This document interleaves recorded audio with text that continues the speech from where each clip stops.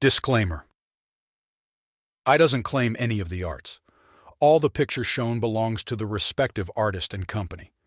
If you are original owner and want me to remove the video, I will do it immediately. Just send me an email to inform me. And if you like my content, please subscribe to my channel. Chapter begins, and we see once again, Jin-hyuk dodged the attack, which hit the ground instead, sending a powerful shockwave through the earth. Jin-hyuk spoke, his voice cold and firm. I know that feeling very well. I was betrayed and killed. I know exactly what that feels like. The bodyguard's eyes widened in shock and confusion as he stuttered. What? Jin-hyuk continued, his gaze piercing. You're mentally weak. If you were truly strong, you would have risen higher and crushed those who betrayed you. As Jin-hyuk finished speaking, he launched forward, delivering a powerful punch that sent the man flying. He crashed through several buildings before finally stopping. Jin-hyuk stood firm, his tone unwavering, as he declared, I won't run away like you did. I'm going to destroy those traitors. As he finished, he summoned his shadows, which surged forward to attack the fallen man. Meanwhile, Gobsi was still running, cursing Ghostface and vowing to get his revenge on him and Haru. He was just a few steps away from reaching Main Street and thought that if he could blend into the crowd, Ghostface wouldn't be able to find him. His relief was palpable as he neared the street, but that moment of joy was cut short in an instant. Haru appeared, slashing him in half. Glancing back at his severed form, she said with a hint of disdain, Goodbye, you won't be collecting anything anymore. But then she froze, her eyes narrowing in surprise, as a gold card fell from Gobsi's clothes. Back at the battle between Jin-hyuk and the bodyguard, the injured man spoke, his voice strained. Why didn't you finish me? Jin-hyuk responded coolly. You still have something you need to do, don't you? You need to crush the bastards who did that to your eyes. The bodyguard's expression shifted from shock to a faint smile as he replied, When I'm done, I'll come find you. You'll regret not killing me. Jin-hyuk smirked, his voice filled with anticipation. I look forward to it. Hours later, back at the auction house, Vulcan teased Jin-hyuk. So trying to act cool by sparing your enemy. What's the matter? Did you empathize with him as a fellow Avenger? Jin-hyuk shot him a glare. Shut up. Just then, Haru arrived, and Jin-hyuk asked with concern, Are you okay? Vulcan interjected. What about Gobsi? What happened to him? Haru replied casually. I killed him. She then reached into her pocket, revealing the gold card that had fallen from Gobsi, and handed it to Jin-hyuk. Vulcan leaned in, his curiosity piqued. Is that a card? It looks similar to the one you use. Jin-hyuk examined the card closely, frowning slightly. It seems to be connected to the auction house, but I can't make any transactions with it. Cards like these are usually just a pass, a permit that grants access to high-ranked auctions.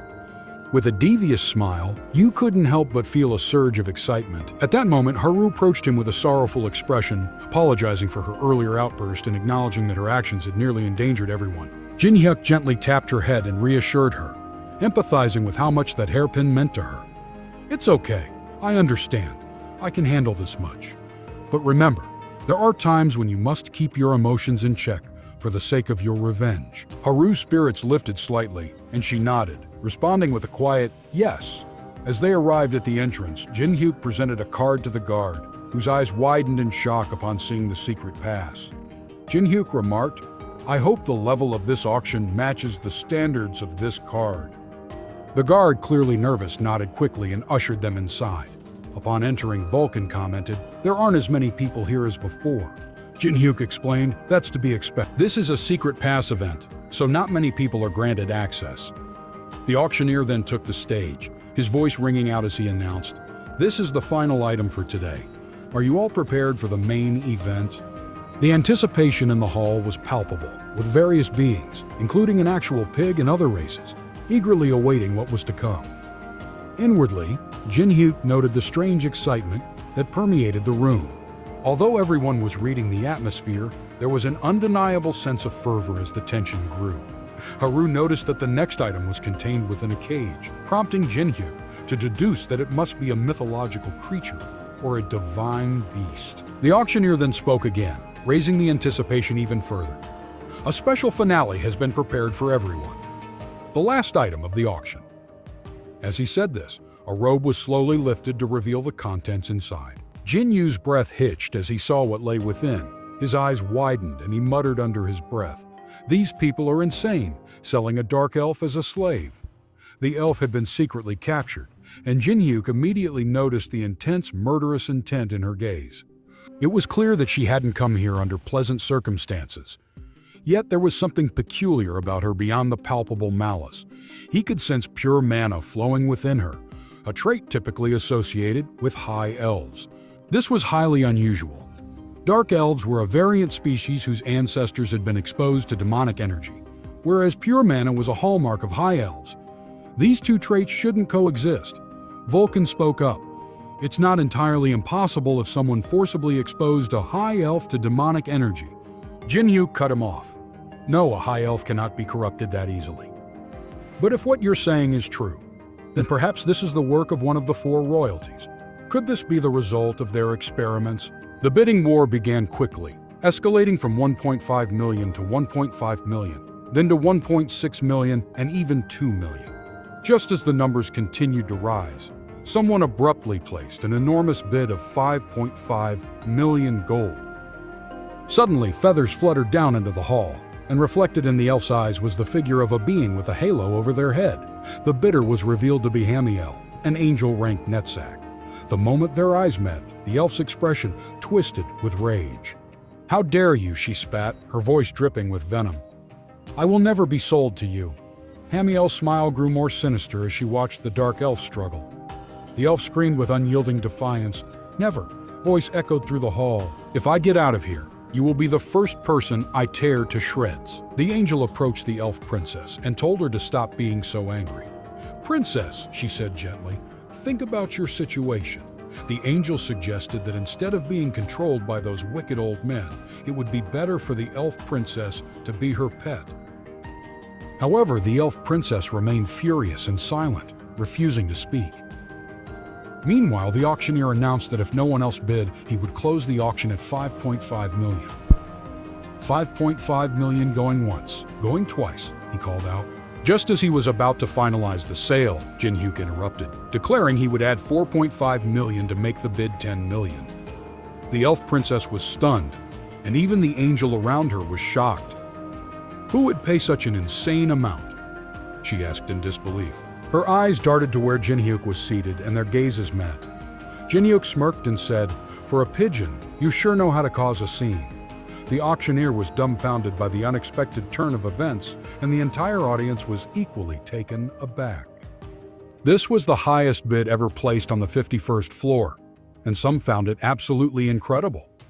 The elf princess was bewildered, wondering who Jin-hyuk could be.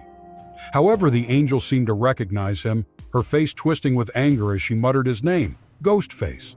Seething with rage, she thought, "How dare he touch my things?" She began to channel her powers, aiming them directly at Jin-hyuk. Seeing this, Jin-hyuk raised his hands mockingly and said, "Oh no, it looks like she's using her powers to make me give up the bid." He then asked aloud, "Is that even allowed?" The angel glared at him, shooting back, "I should be the one asking that. Stop trying to divert attention and tell me how exactly do you plan on paying that amount." Their auras clashed, tension thick in the air while the auctioneer stood frozen, unsure how to handle the escalating situation. The angel let out an irritated sigh and prepared to increase her bid. But before she could, Jin-hyuk raised his bid to 20 million gold. The room fell silent. Vulcan, standing nearby, exclaimed in disbelief, "Are you crazy? Bidding that much?" Even Haru appeared stunned. Jin-hyuk scoffed, glancing at the angel. "If you're scared, you can go ahead and kill yourself," he taunted, furious. The angel inwardly cursed him, calling him a bastard, infuriated that he wasn't backing down, but was instead determined to buy the elf. Meanwhile, Jin-hyuk inwardly wondered why she kept staring at him with such hatred. It made him want to gouge her eyes out. He harbored a deep desire to kill the four royalties one day, but with his current strength, that goal was beyond his reach. However, when it came to money, he could still beat her, and for now, that satisfaction was enough. The angel, frustrated and fuming, spat out, "There's no way you have that kind of money in your personal account." The auctioneer intervened, announcing that if there were no further bids, the dark elf would be sold for 20 million gold. Since no one else placed a bid, Jin-hyuk emerged as the winner. Moments later, in the hallway outside the auction room, the auctioneer approached Jin-hyuk and asked him to wait for a moment. assuring him that they would bring the item right away. He handed Jin-hyuk a magic key, explaining that it would unlock the chains if used near the elf's cage. Trying to be business savvy, the auctioneer asked Jin-hyuk when he would be visiting next. However, Jin-hyuk cut him off and snapped, "Get lost and hurry up with the elf." Suddenly, Haru grabbed Jin-hyuk's sleeve and asked, "Are you planning to use that elf as a slave?" Jin-hyuk looked puzzled and replied, "Are you crazy? Why would I do that?" Vulcan chimed in, complaining, "I feel like a slave as your soldier, so what about me?" Jin-hyuk responded coolly, "You're a soul, not someone." Vulcan grumbled, "Bastard, always wanting to have the last word." Jin-hyuk then turned to Haru, moving closer as he asked, "Do you see me as that kind of person?" Haru shook her head and replied, "Of course not." However, inwardly she thought to herself that even she had to admit the elf was beautiful.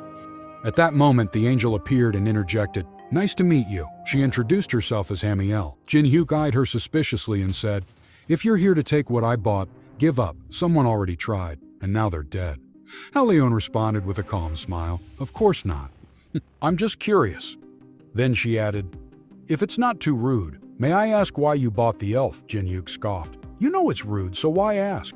Even if you are one of the 4 royalties, that doesn't mean everyone will treat you kindly." Hearing his words, she walked past him and said, "I guess it can't be helped. I wanted to take my time getting to know you, but a report about you has already reached the higher-ups." The moment she mentioned the report, Jin-hyuk's hand instinctively went to his sword, and in his mind he swiftly cut her in half. However, that violent act remained only in his thoughts. He restrained himself, knowing he couldn't afford to die yet. Even if he used everything he had, he could kill Eleon, whom he mockingly referred to as a pigeon, especially since she had countless penalties applied, due to being on a lower floor than she was supposed to be. However, it was the aftermath that worried him, as he was certain stronger angels would come hunting for him. For now, while he was still growing, a direct fight was out of the question, and he had to wait and keep his anger in check. And he then approached Haru, complimenting her hairpin. "That's a very pretty hairpin. It's such a shame I won't be seeing it anymore."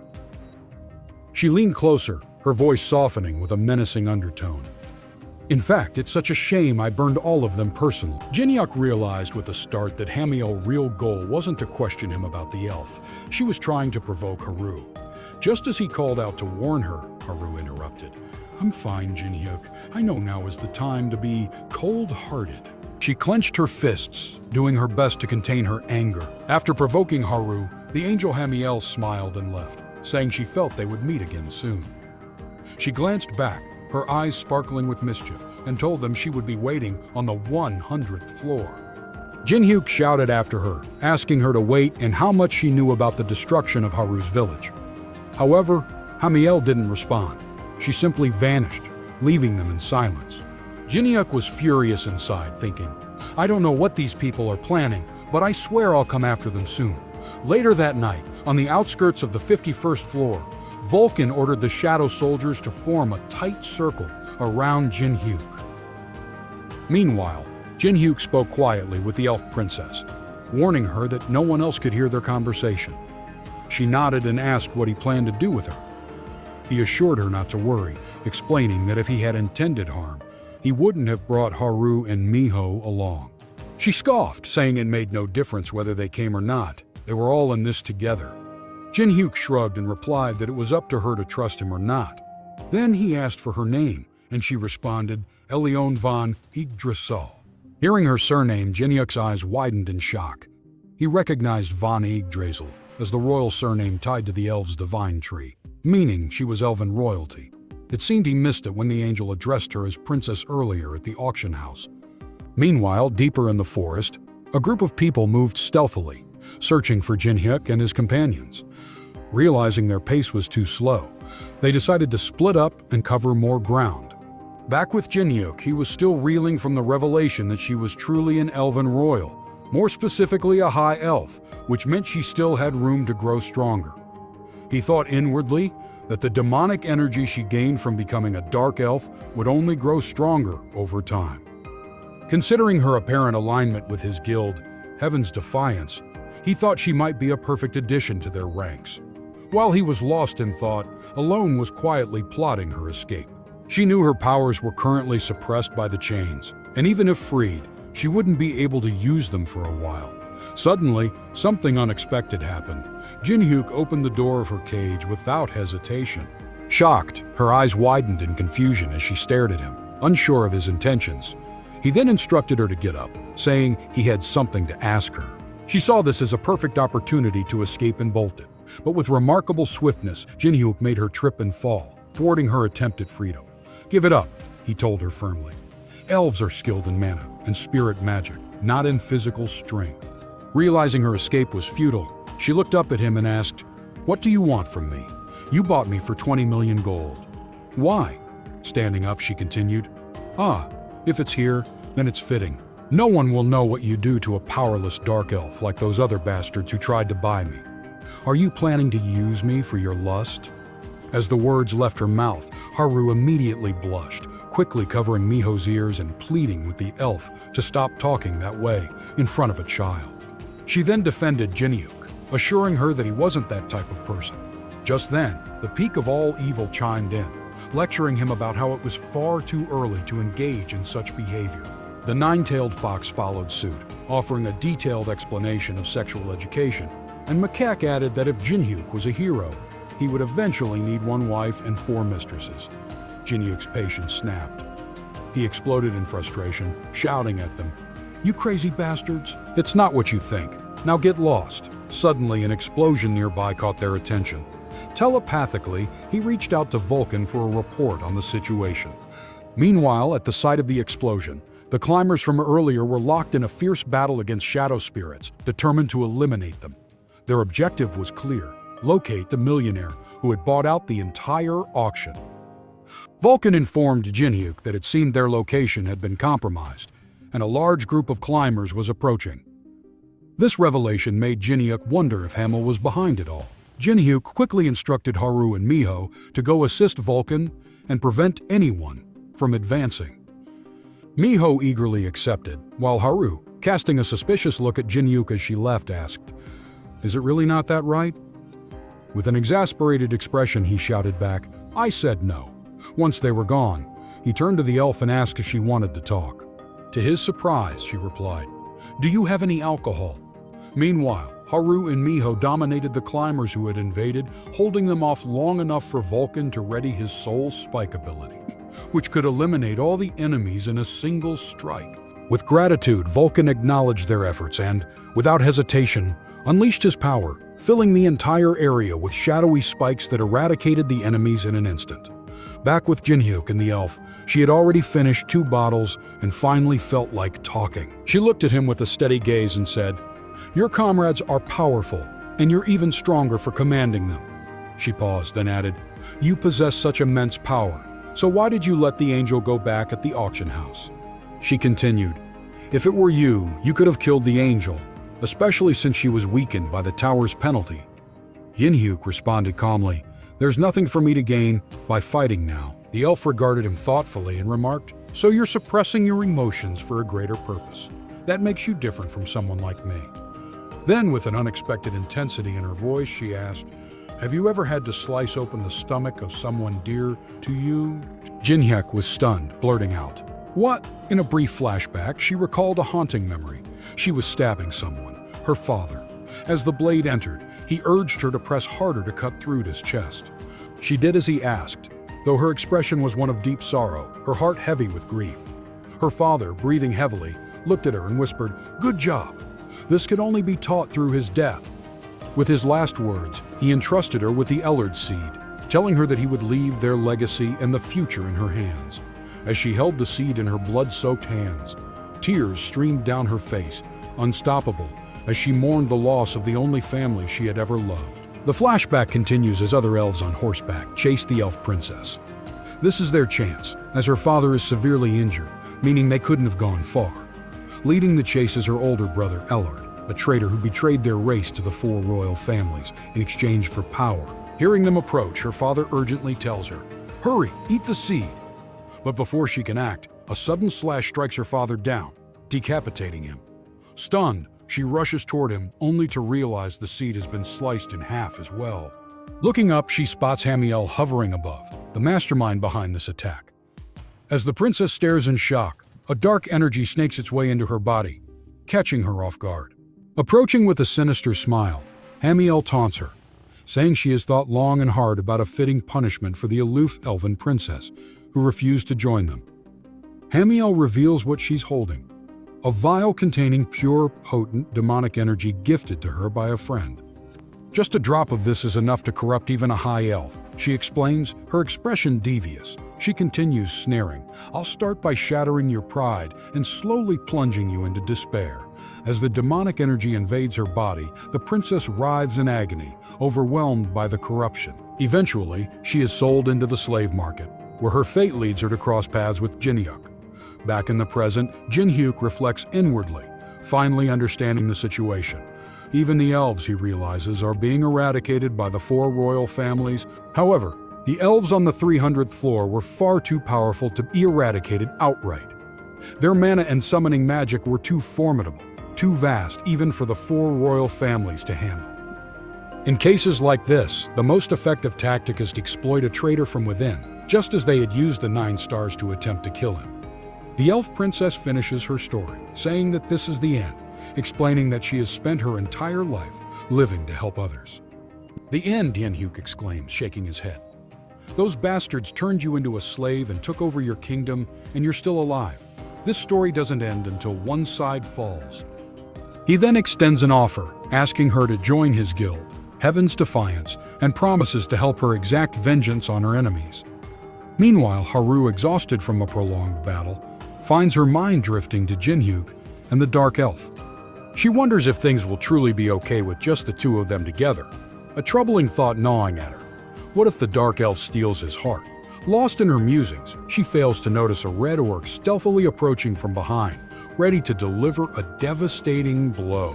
Realizing it too late, she wonders if the orc was drawn by the noise of their fight. At this moment, dodging is no longer an option as the orc is about to strike.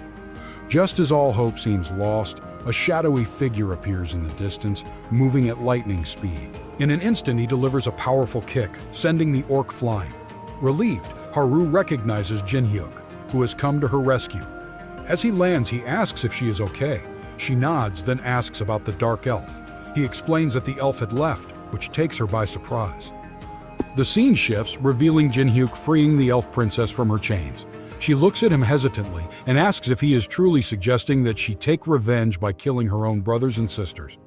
Jinhyuk meets her gaze, asking, "What did your brothers and sisters do to you?" He adds with a dark smile, "Trust me, they could do far worse. Make sure your revenge is flawless. Make them pay several times over. No, 100 times more. That's what I intend to do." She is intrigued, then asks whom he seeks revenge against. "The 9 stars and the 4 royal families," he replies without hesitation. Hearing this, she grins and remarks that compared to his reasons for revenge against such powerful enemies, her story might seem like mere complaining.